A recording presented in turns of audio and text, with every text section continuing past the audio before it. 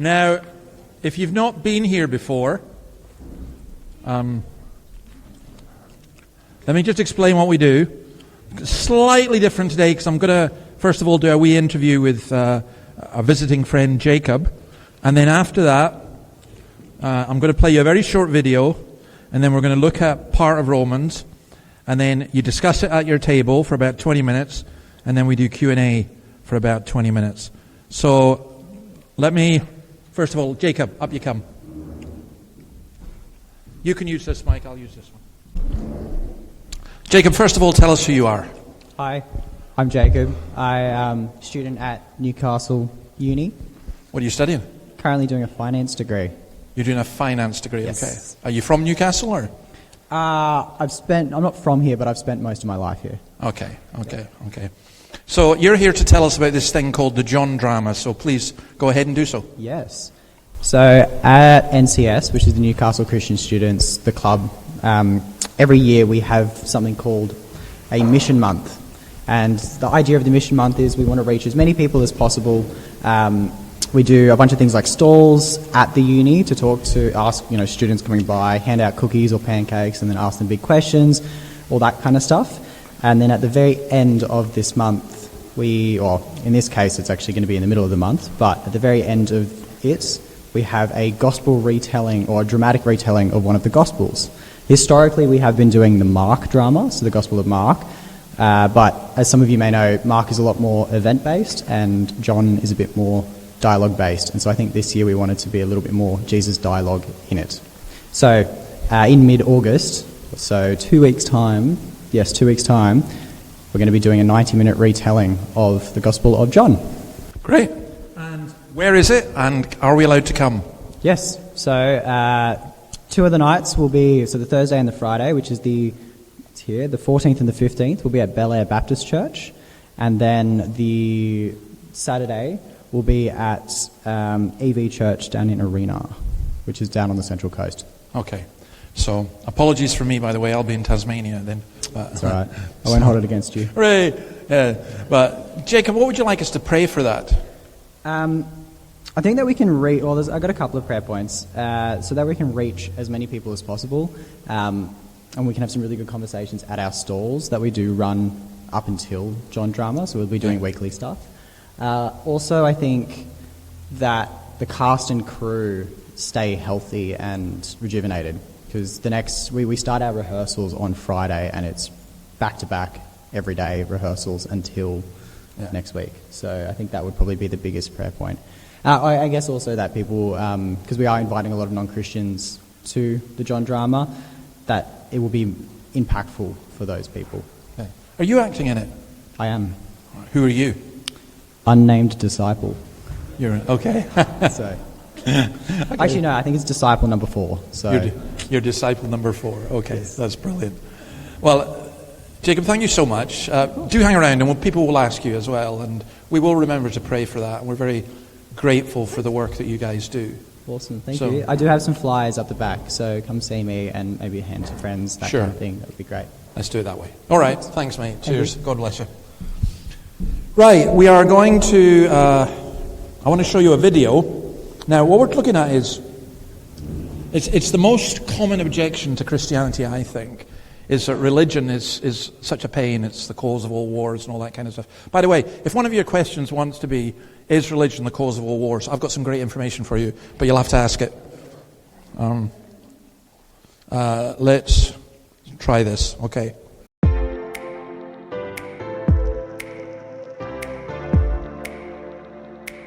Why are religious people such hypocrites? Before we dig into the question of religion specifically, it's interesting to say right at the start that the word hypocrisy is everywhere in our culture. I hear people criticize politicians for being hypocrites, or they criticize bankers or lawyers or business people for being hypocrites. They criticize journalists for being hypocrites. They criticize the clergy and religious leaders for being hypocrites. It seems the word hypocrisy is everywhere in our culture. We live in a culture now when everyone is suspicious of everybody. We don't know who to trust, and so everybody is tarred with that brush of hypocrisy, and we can't trust them. And there's a whole number of things we could say there, but one of the things that interests me right at the start is, as human beings, we have this tendency, we love to judge others. The problem is bankers, the problem is politicians, the problem is religion, but that ignores the fact that each one of us has the temptation and the tendency to be a hypocrite. We don't live up to our own standards. We like people to think that we're better than we are. We don't want anyone to look into our hearts and see what we're really like. And sometimes it's very easy to throw stones at others without addressing the issues in our own hearts. And this is actually why religious hypocrisy is especially dangerous. Because if you are a religious person, it is very easy to start thinking of yourself as holier than, or better than, or more moral than the people around you. Because I follow the commandments, I go to church on Sunday, I am religious, and therefore I'm better than the people next to me. And we use religion as a mask to hide what our hearts are really like. And the interesting thing is how toxic and how dangerous that type of hypocrisy was identified 2,000 years ago by Jesus himself. Jesus spent most of his public ministry criticizing and naming and calling out religious hypocrisy, especially in religious leaders. Spotting the hypocrisy in religious leaders is not something we invented in the 21st century. Jesus was doing it 2,000 years ago. He spent a lot of his time criticizing the Pharisees, who in the Jewish world of the first century, they were the religious elite. They kept the commands, they were moral, they were, in the eyes of the people around them, they were incredibly religious, and they wanted everybody else to know how religious they were. And rather than praise them or say to people, hey, be like them, Jesus criticized them. He antagonized them. He critiqued them. He reserved his toughest words for those religious leaders. And by contrast, he spent most of his time hanging out with the wrong sort of people in the eyes of the Pharisees. Jesus hung out with tax collectors and prostitutes and sinners and people who the rest of society had cast to one side. Why did he do that? Why was Jesus so anti-religious? Because I think Jesus saw that the damage that religion could do when you use it to start looking down on others. You see, as human beings, we all have a tendency to want to look down on other people. We want to think that we're superior, that we're cleverer, we're smarter, we're nicer, we're more decent, we're more progressive, we're better than the people next to us, because we don't really want to address the issues in our own hearts. And Jesus said the danger with religion is it could prevent you from seeing how dark your own heart is and how much you really need the grace and offer of forgiveness that God makes in Jesus to each one of us. Because Jesus comes to each one of us and he doesn't care whether we're rich or poor or black or white or male or female or what our sexuality or background or any of that is. Jesus knows that each one of us has baggage. Each one of us needs to come to him and have the mess ups in our life dealt with. And Jesus opens his arms to us and says, come to me.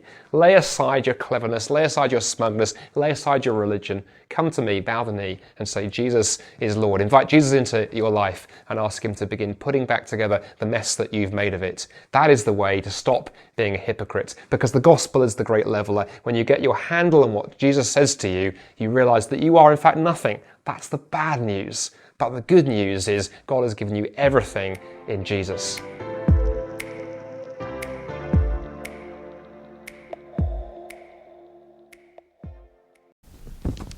Okay, Solas is an organization that we set up back in Scotland that just tries to do those, answer those kind of questions. So, we're going to go to Romans, and we're going to be looking at hypocrisy. And this is a definition of hypocrisy. Hypocrisy means claiming certain moral standards or beliefs while acting in ways that contradict them. And the consequences of hypocrisy, it undermines trust, damages credibility, affects relationships personally and within society. So we see that in lots of different ways. And in particular now, what Andy Bannister, who was speaking there, what he was suggesting is that religious hypocrisy is the worst of all. And I absolutely agree. It's a strange kind of burden, because when you teach people God's word, you're not perfect, and you yourself are a sinner. And to be accused of hypocrisy, who of us could ever say that we weren't hypocrites? So, verses 17 to 24 of Romans 2. Now, I'll put that on the sheet for you, and also there are Bibles if you want. It's worth looking at this. So, remember what Paul is doing is he's arguing to Jews and to Gentiles in Rome. Let me say this about the religion. Why hypocrisy is easy is because we often rely on externals. So, I recall one man who swore like a trooper, never went to church, hadn't a clue about the gospel, but assured me that he was a Christian because he didn't hang out his washing on a Sunday, which would make quite a lot of you not Christians. But that was the tradition that he grew up in, and he just saw that as being absolutely central to his religious identity. Now that's an extreme case, but a much more common case. A lot of people who are brought up in the church, in the Catholic Church or in the Protestant Church, will argue that because they're baptized, then they have a special relationship with God. Providing they don't deliberately reject it, they're okay. It's sometimes why people rush to have their baby baptized before she dies. And the Jews were like this with circumcision, because circumcision was really the Old Testament equivalent of baptism. So Paul deals with circumcision here when we look at this. If you call yourself a Jew, if you rely on the law and boast in God, if you know his will and approve of what is superior because you are instructed by the law. Now what he's doing is he is using their own argument. If you are convinced that you are a guide for the blind, a light for those in the dark, an instructor of the foolish, a teacher of little children, because you have in the law the embodiment of knowledge and truth, you then who teach others, do you not teach yourself? You who preach against stealing, do you steal? You who say that people should not commit adultery, do you commit adultery? You who abhor idols, do you rob temples? You who boast in the law, do you dishonor God by breaking the law? As it is written, God's name is blasphemed among the Gentiles because of you. Now let me say to those of us who are Christians, that's a horrible thing. God's name is blasphemed because of us. So again, I think of somebody I knew who was a well-known Christian, a farmer who would often preach in churches, preach in lots of different things. But all the other farmers around knew him to be a really hard man financially, really difficult to deal with, and he had a terrible reputation. And because of that, the name of God, they said, oh, look at these Christians. That's what they're like. And I think what Paul is doing here, by the way, this is one long sentence, and goes on into the next bit as well. He says, you call yourself a Jew. The name Jew, by the way, comes from the tribe Judah. There were lots of Israelites who weren't considered as Jews. There were the lost tribes and all the rest of it. You rely on the law, the embodiment of truth and knowledge. The Gentiles have the Jews have the revealed will of God. And you boast about your relationship to God. There's a deeply felt pride. And again, those of us who are Christians, we need to be really careful, because sometimes we can boast about being a Christian, and what we do is saying bear witness is, it's like we go to people and say, I used to be really horrible and nasty and so, and then I became a Christian, and now I'm great. Not like you is the implication. You need to become like me. And it's wrong. It's wrong to boast about that. We need to be really careful. You can have, what would you boast of? Think of your identity. I boast about being Scottish. Well, that's understandable. Those of you who are Australian have to struggle with that, and it keeps you humble. But, there are certain things that we could identify with. Jacques was a little bit upset this morning because I didn't mention the Wallabies winning. And Lucas is going, yeah, way. But he lost yesterday, which I'm very disappointed at. Sorry. But, you can identify with a sports team. You can identify, maybe you identify with your family. You can identify with a particular musical culture or anything else. And there can be a self-righteous wrong boasting about that. They claim to know God's will. They approve of what is superior. They claim the right to teach. Now, what we need to understand here is that in the synagogue, and the New Testament church was based on the synagogue was a place of worship and teaching. The law was both the center of education and the heart of worship. Philo, who was a Jewish scholar, contemporary of Paul, said this: every seventh day there stand wide open in every city in the Mediterranean thousands of schools of good sense, temperance, courage, and other virtues, in which the scholars sit in order with ears alert and with full attention. I love that bit, by the way. I love the fact that you all come on a Sunday morning, or you come here and you sit with ears alert and full attention. Well, so much do they thirst for that draft which the teacher's words applies.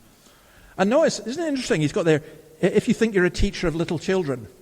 So Noah and Esther, nice to see you guys again. Noah, are you going to help me later on? You going to help me with the mic? Yeah, okay, good, thank you.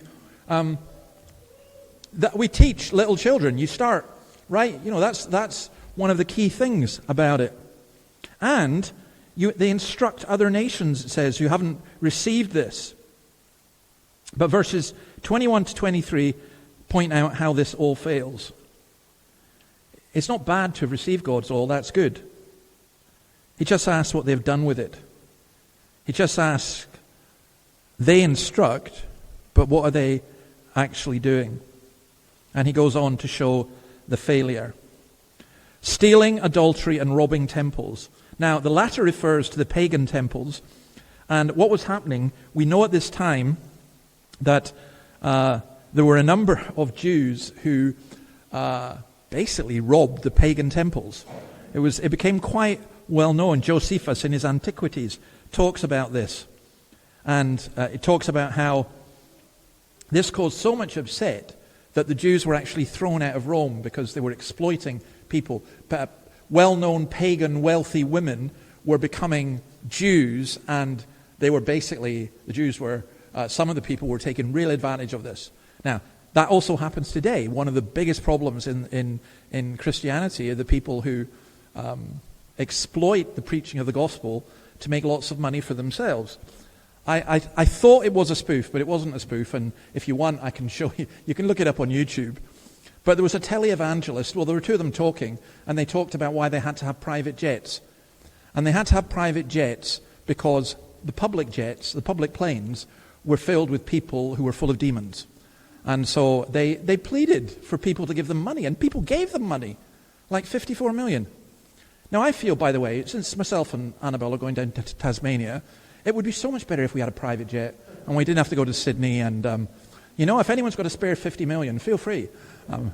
If you did, I would give it to the gospel. Don't give it. But that's what was happening. And it seems that there was a claim and there was a reality. There was an increase of murder, adultery, sexual vice, commercial and judicial corruption, bitter sectarian strife, and other evils. That was a man called Rabbi Yochanan ben Zakkai.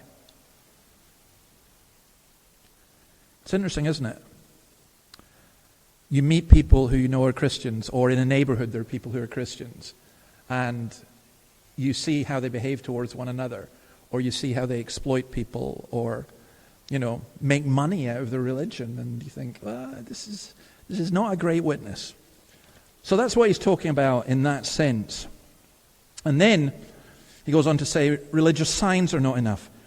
Circumcision has value if you observe the law, but if you break the law, you become as though you have not been circumcised. So then if those who are not circumcised keep the law's requirements, will they not be regarded as though they were circumcised? The one who is not circumcised physically and yet obeys the law will condemn you, who, even though you have the written code in circumcision, are a lawbreaker.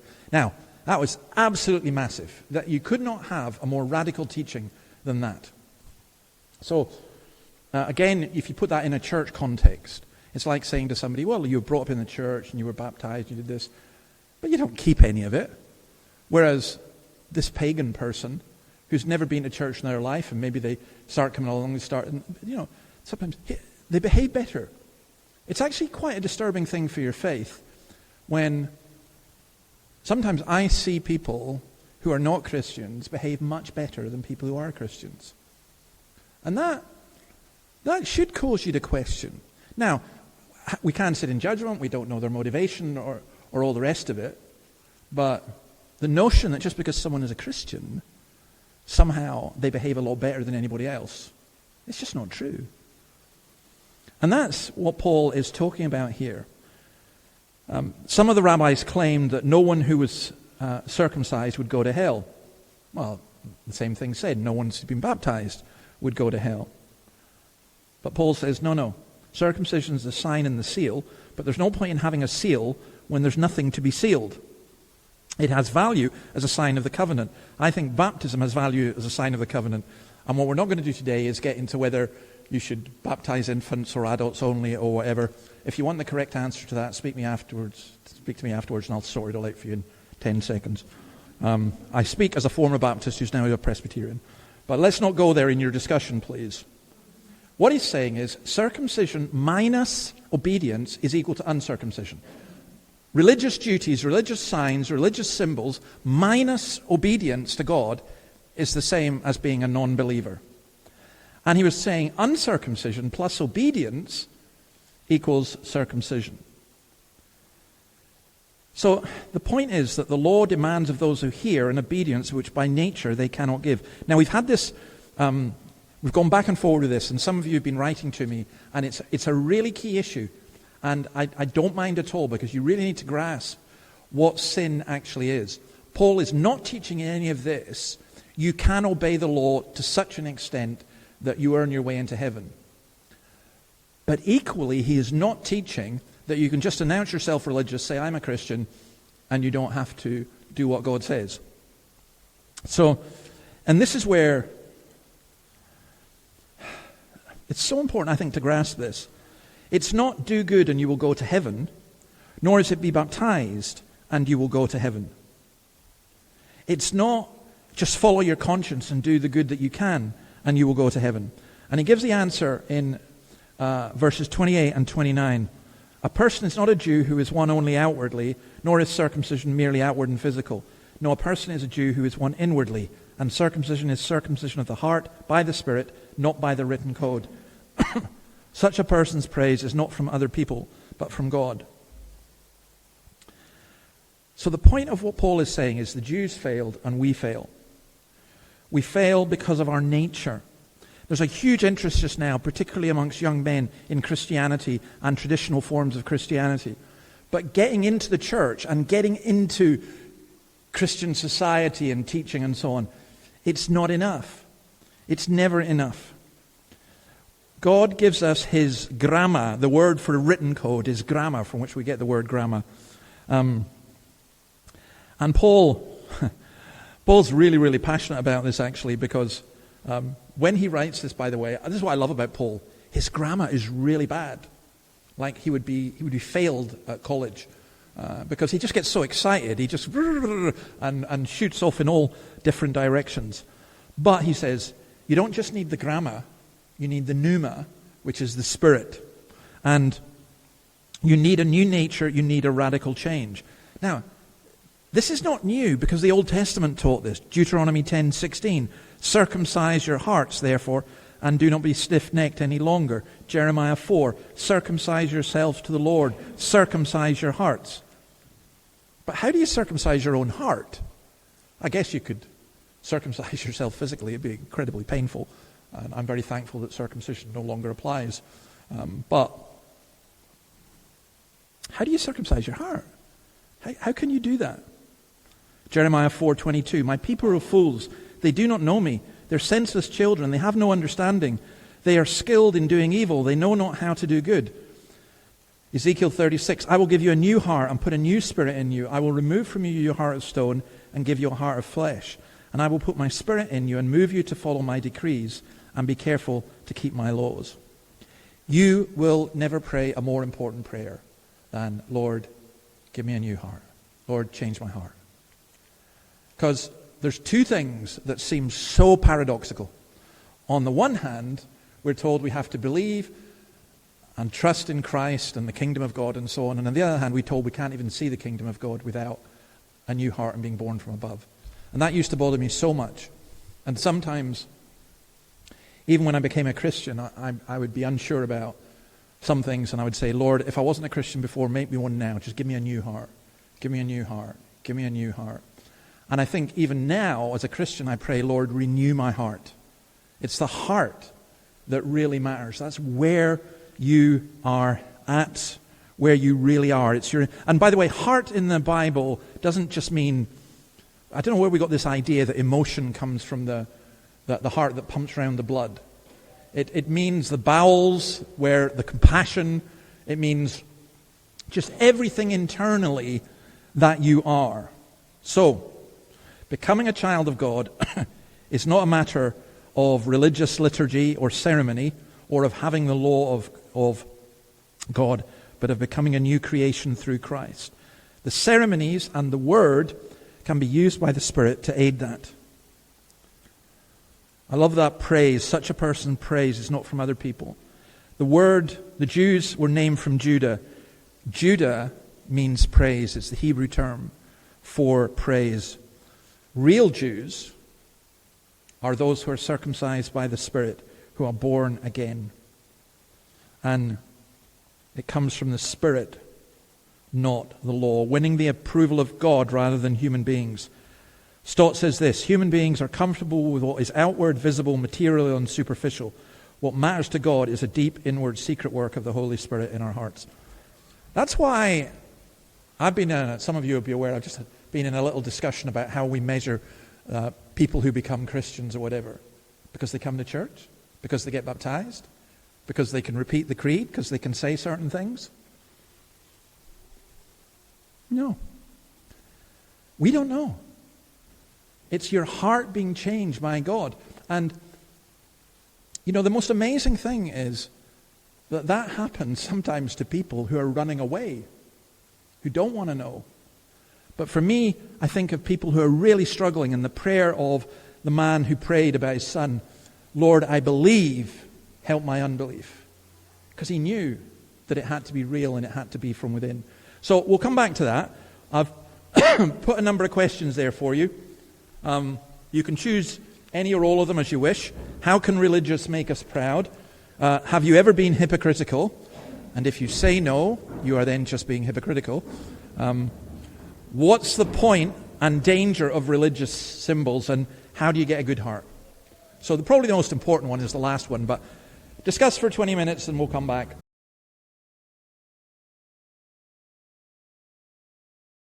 Okay, let's make a start, and we'll start with this table here. Noah, can you go to Annabelle? What table? That table, Annabelle. That table. Huh? There, where Annabelle and... Right, do you have any comment on any of the questions, and do you have a question? That's the two things. Maybe we'll just do our question. We really want to know how that you do get a good heart, when you want to have a good heart, but how does it actually happen? Sorry, we got a bit stuck on that one. Yeah, well, look, I'm not surprised you get stuck on it, because it's actually the $64,000 question, you know. So I'd written down here, I thought somebody might ask that question. So I would say, there are things that you can do that help, but they're not enough. Having the Bible is not enough. Going to church is not enough.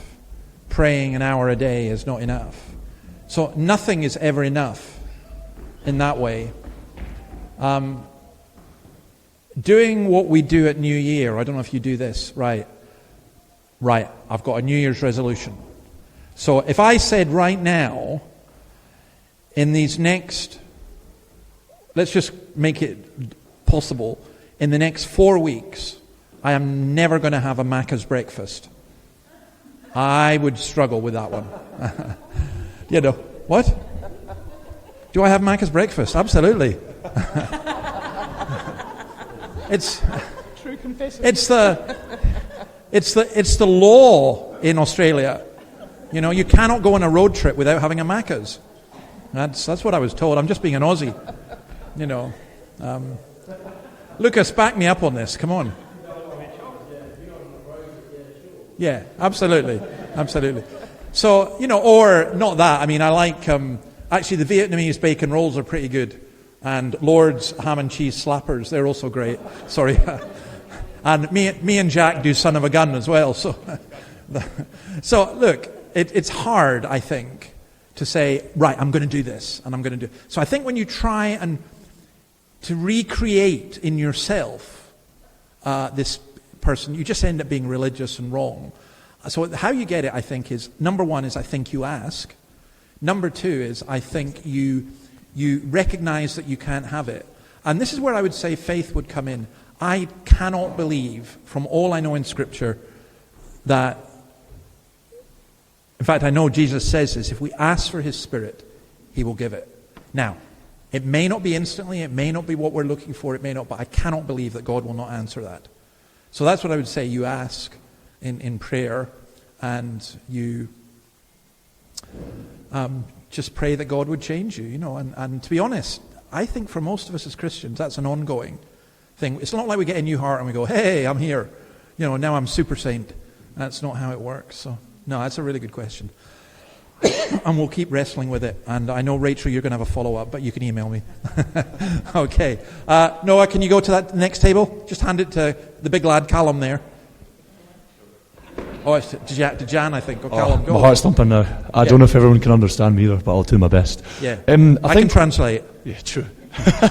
We'll have some subtitles up on the screen. Yeah. So I'll probably pass off some comments because there's some really good ones. We started from the bottom. So the first question was, how do you get a good heart?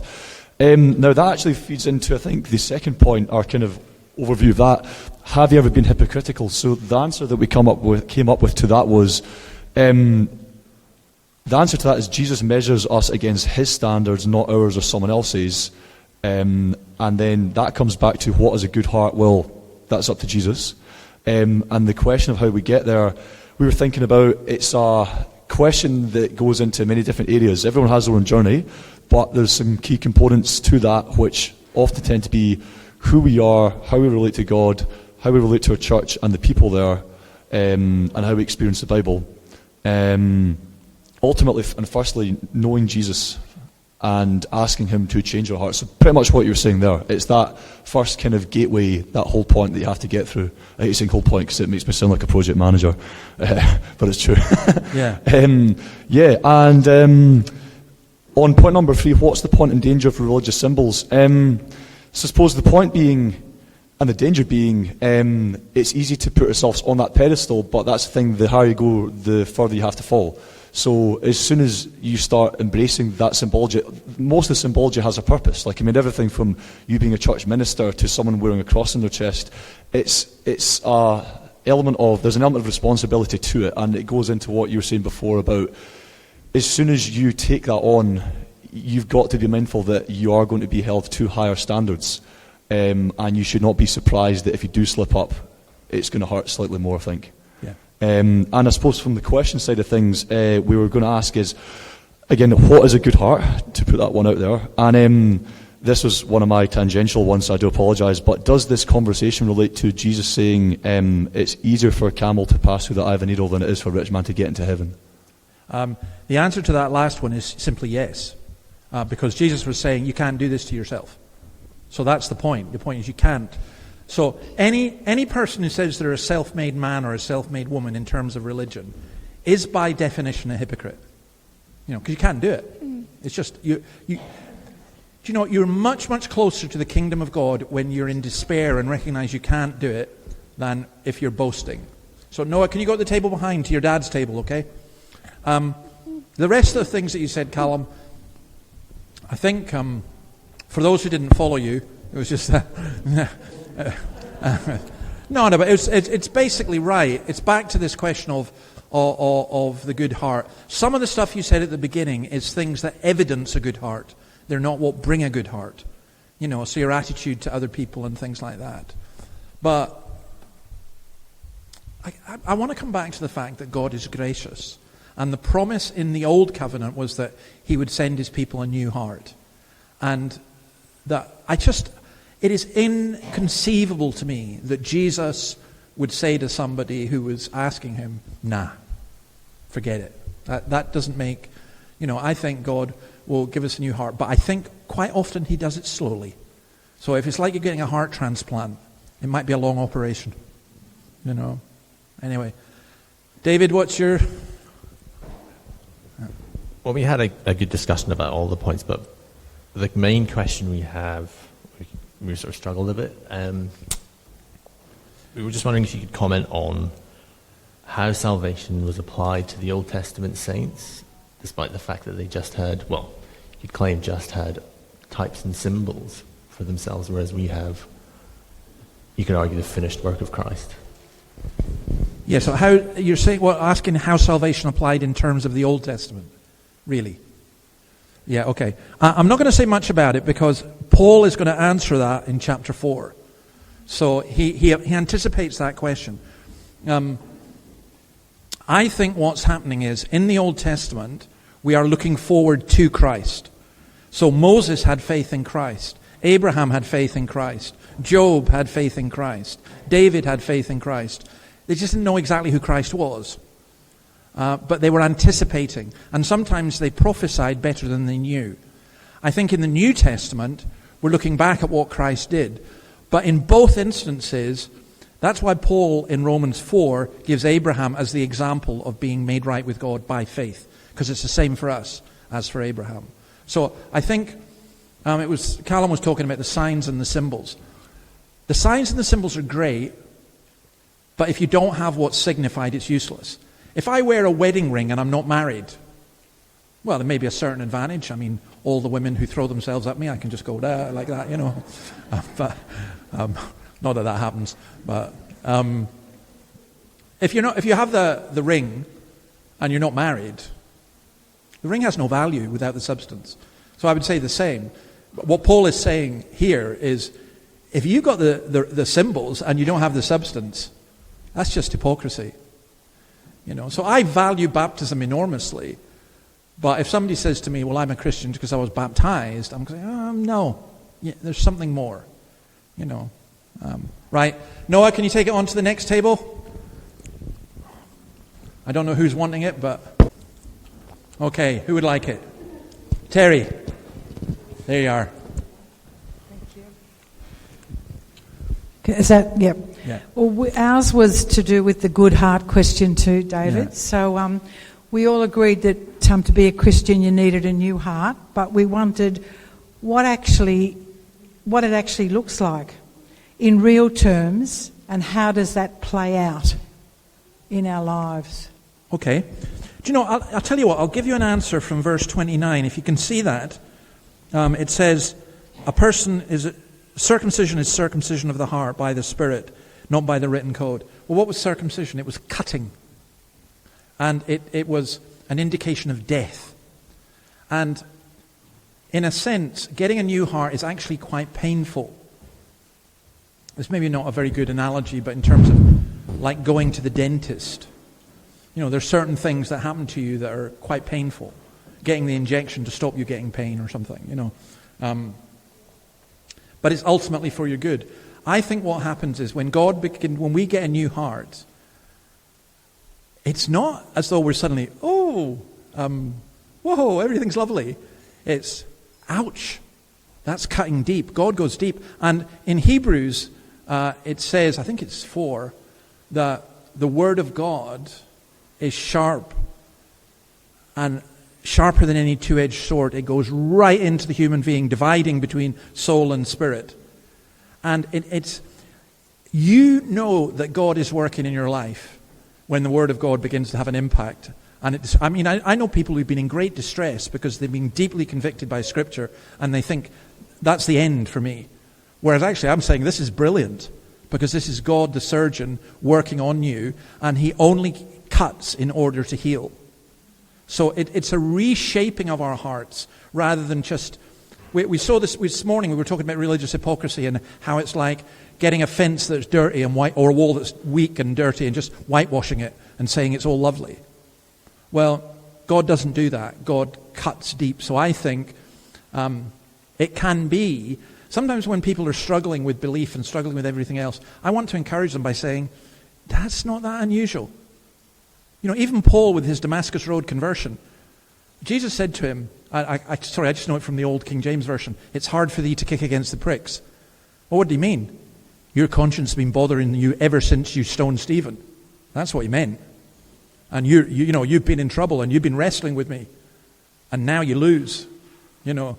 And now you're blind and you have to go and see this man, and then, you know. So I think there's just an ongoing work within our heart that I'm coming back to it's taking time. So don't think of it as, here I am sitting here 1 minute and then the next minute I've got a new heart. For some people that happens, but I think that's quite rare.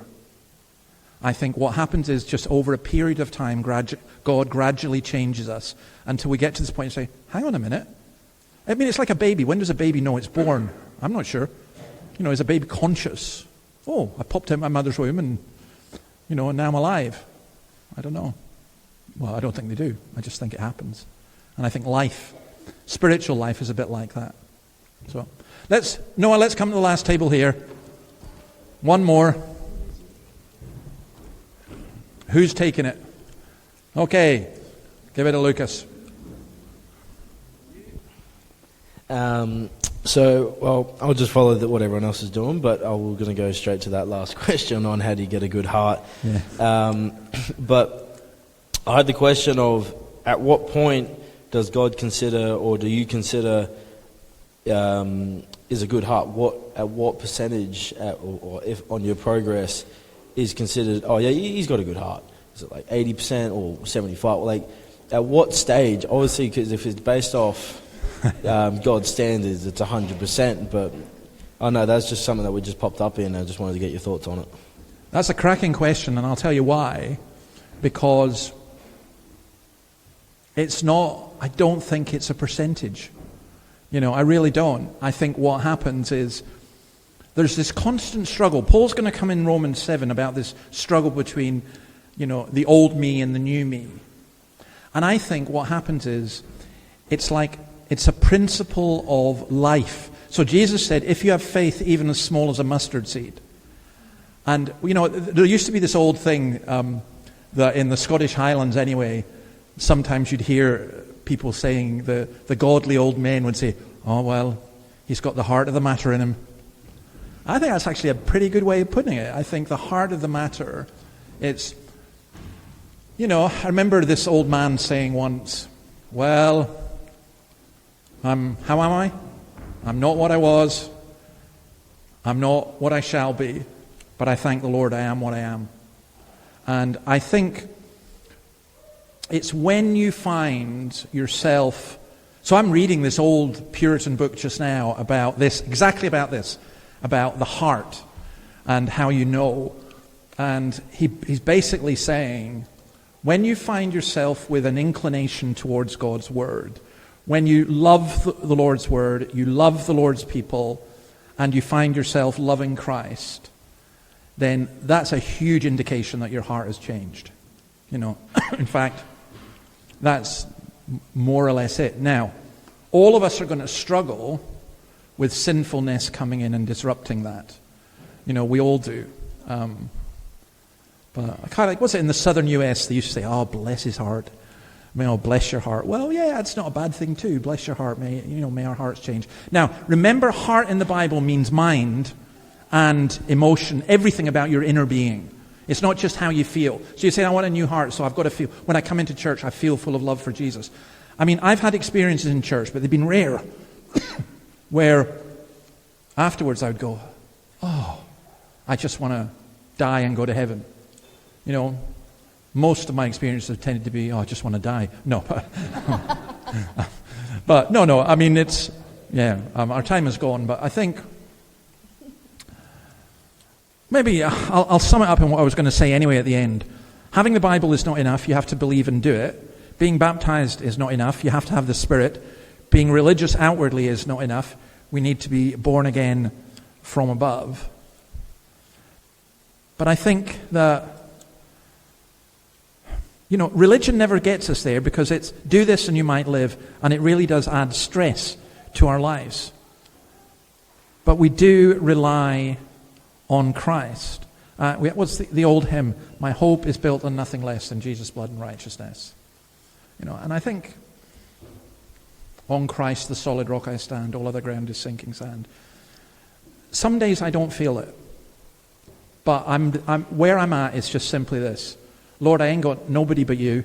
I got nothing but you, and I rely completely on you. And sometimes you get magnificent affirmation of that. Like Paul, we've seen this morning, where Paul, Jesus stands alongside Paul and says, just keep going. And other times it's like you're walking in the desert, and you're just in the wilderness. But at the end of the day, if you love the Lord, it changes everything. And so my challenge is to those who are not Christians to ask the Lord to give you a new heart. But to those of us who are Christians, I think we need to keep asking the Lord to renew our hearts and to renew our love. And how many people carry on in marriages and it's just the routine without the love, really? you've lost that loving feeling, And how many Christians carry on, and it's just the religious ritual and the habit and everything, without the passion, without the love, without that. And I think all of us probably need to ask. Noah, you can bring it back up to me, thanks. So look, guys, you're all focused on it's great, because you've all focused on what Paul is on about the heart. And that's really, really important. And I suspect each of you are going to be at different stages and have different questions. And it's good to talk about these things. But I would, me personally, I'll go to bed tonight and I'll just say, Lord, please give me a clean heart and let me wake up in the morning. And Psalm 51 is a great psalm to pray. Lord, create a new spirit within me. Renew me. Forgive my sin. You'll read Psalm 51, you pray that. And honestly, the Lord is good. He's never going to turn people away, even if sometimes we feel as though we have been. Right, I'm going to pray and then we'll go home. Lord, we thank you for, in a way, this difficult teaching, but so reassuring that it's not our own works or not our own effort, and it's certainly not religion that saves us. But we bless you that it is you, and that you invite all who are brokenhearted to come and be made wholehearted. And we pray that would be true for every one of us. In your name, amen. Now, next week, I need to remind you of this. Next week, we're actually going to do this occasionally. We're going to have a service in the church. This is because Jacques, so please come along. Jacques is an excellent preacher, and he's going to be preaching both services on Philippians.